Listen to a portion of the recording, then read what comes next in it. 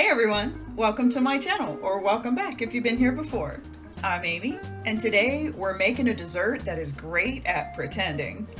It's a cake that likes to pretend it's a donut, but it tastes like it came from a bakery.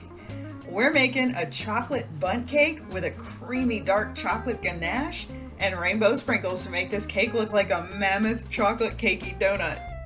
And it has an extra special ingredient that takes the flavor of this cake to the moon. So let's get cooking. To start, preheat the oven to 350 degrees Fahrenheit and make sure your oven rack is in the middle position. Next, we need to prepare our bundt pan. Grease the pan with butter, shortening, or oil, just a very thin layer, and dust the pan with cocoa powder. And be gentle, because cocoa powder performs a lot like powdered sugar under stress, so you could end up with a cocoa cloud explosion if you toss it around too forcefully. Set this to the side and let's work on that cake batter. In a medium bowl, add 2½ cups of all-purpose flour, a ½ cup of unsweetened cocoa powder, 3/4 of a teaspoon of baking soda, a ½ teaspoon of salt, and our extra special ingredient, 1 teaspoon of espresso powder. This deepens the flavor of the chocolate in the cake, and yes, it makes this cake just a teensy little bit caffeinated.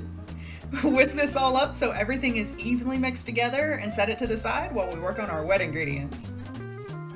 Now over to the stand mixer, and we need a ½ cup or 8 tablespoons of softened unsalted butter and 1¼ cups of sugar. Cream these together until they get really light and fluffy, which can take about 2 to 3 minutes. Stir in 2 teaspoons of vanilla extract, which I didn't hit record for. Oops.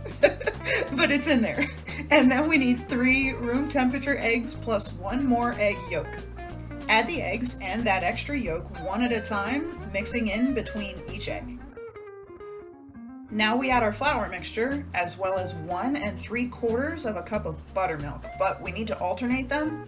So with the mixer on low speed, add half the flour mixture, then half the buttermilk, then the flour again, and last the buttermilk again.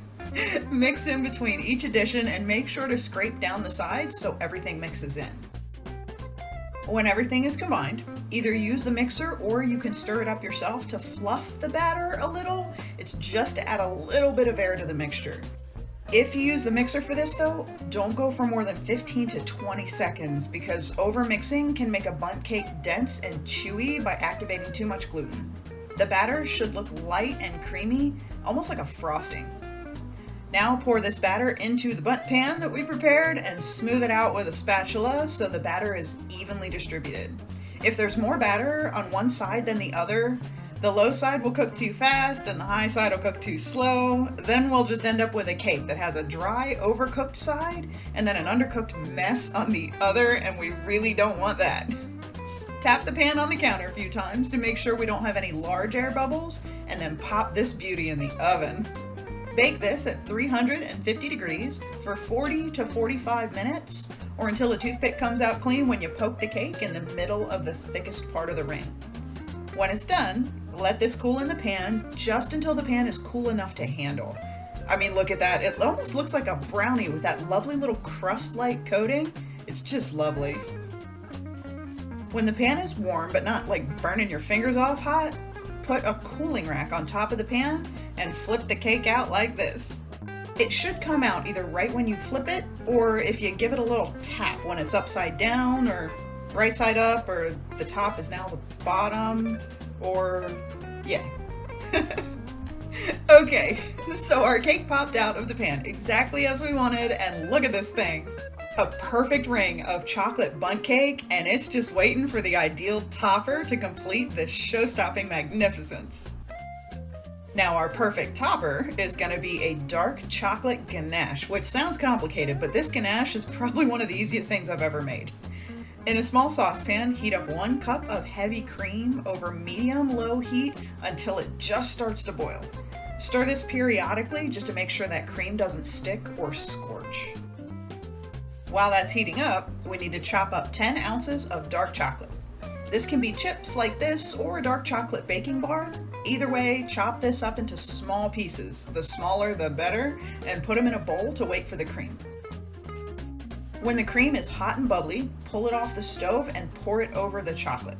Add 1 teaspoon of vanilla extract and stir this together with a spatula until the chocolate melts down and the ganache gets dark and creamy and glossy. Look at that beautiful shiny chocolate right there. It's just fabulous. Now this ganache is going to set up really quick, so if you want this to act like a glaze, drizzle it over the cake while it's still really hot and fluid. If not, wait about 2 minutes and then spread this all over the cake, like every last drop, all over that cake. You do not want to miss out on 1 drop of this ganache. Now comes the last step, and it's possibly the most important. Sprinkle rainbow sprinkles all over the top of the cake so it looks like an adorable bakery donut dipped in sprinkles. Check this out. From the top, this cake is a donut, and from the side, a beautiful chocolate bundt cake. When the ganache is fully set, which should only take another few minutes, this sets up really fast, it's time to slice this cake up. This chocolate bundt is tender and soft and fluffy, and that dark chocolate ganache is like the Amazon of baked goods because it's just stupid rich. But it pairs with the cake flawlessly since the cake isn't overly sweet, which is absolutely necessary for that ganache. A really sweet cake with that would be just way too much, but this is a delightful balance. Now this cake should technically make about 12 slices, but you can even slice it into thinner slices if you want. The richness makes thick slices almost a little too decadent. I think I ended up with about 16 slices of this, which was the perfect size. And this thing tasted like a gourmet bakery treat. It's perfect with a cup of coffee, and it was just as delicious on day 2. Thank you so much for watching my video. Please like and subscribe and leave me a comment if you enjoyed this recipe. It really helps out my channel. Stay tuned on Wednesday for the last Christmas video of the year because we're making something really, really special. I hope you have a wonderful week, and I'll see you back here next Sunday for some more cozy home-cooked food. Bye!